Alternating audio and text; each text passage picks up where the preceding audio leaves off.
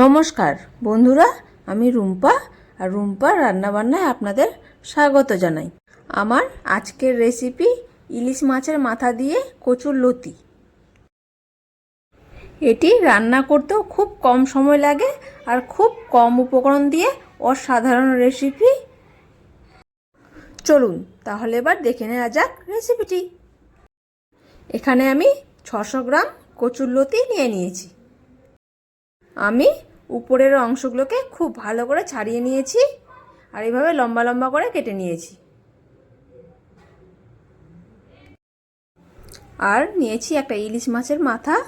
ইলিশ মাছের মাথাটাকে লবণ হলুদ দিয়ে খুব ভালো করে মাখিয়ে আমি 10 মিনিট রেখে দেব।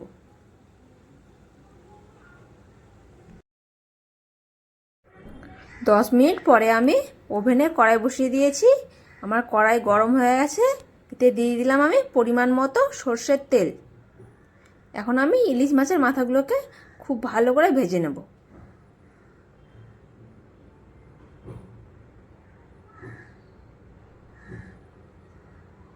মিডিয়াম ফ্লেমে উল্টে পাল্টে আমি মাছগুলোকে খুব ভালো করে ভেজে নেব। আমি ভাজতে ভাজতে মাছগুলোকে ভেঙে দিয়েছি।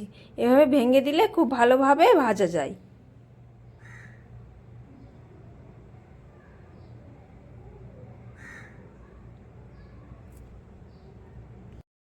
দেখুন আমার মাছগুলো খুব ভালো করে ভাজা হয়ে গেছে।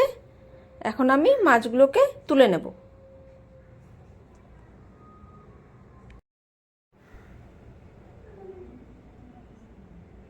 মাছগুলোকে আমার তুলে নেওয়া হয়ে গেছে। এখন আমি এর মধ্যে দিয়ে দিলাম 1/2 টেবিল চামচ কালো জিরে আর 1/2 টেবিল চামচ রাঁধুনি ফোড়ন। এখন আমি দিয়ে দেব কচুরলতিগুলো। হাই ফ্লেমে আমি এখন রান্নাটা করব। একটু খুব ভালো করে মিশিয়ে নেব।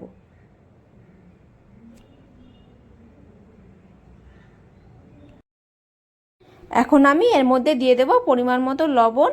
লবণটাকে এখানে বুঝে দেবেন, কারণ রান্না করার পরে কচুরলতি খুব কম হয়ে যাবে। আর দিয়ে দিলাম পরিমাণ মতো হলুদ। আর একটু ভালো করে মিশিয়ে নেব।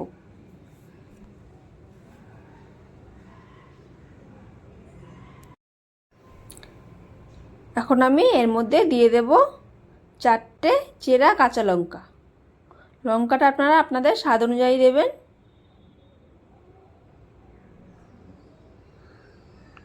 মিশিয়ে নেব।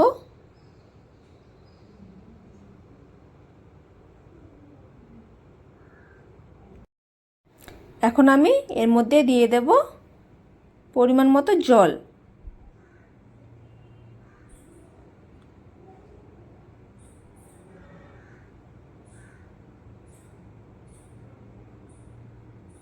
আবার একটু মিশিয়ে নেব।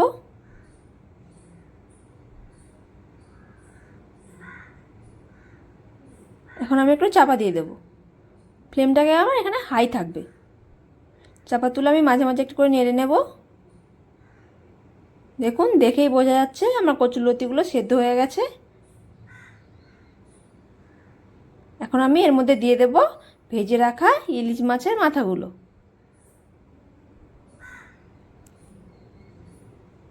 খুব ভালো করে মিশিয়ে নেব।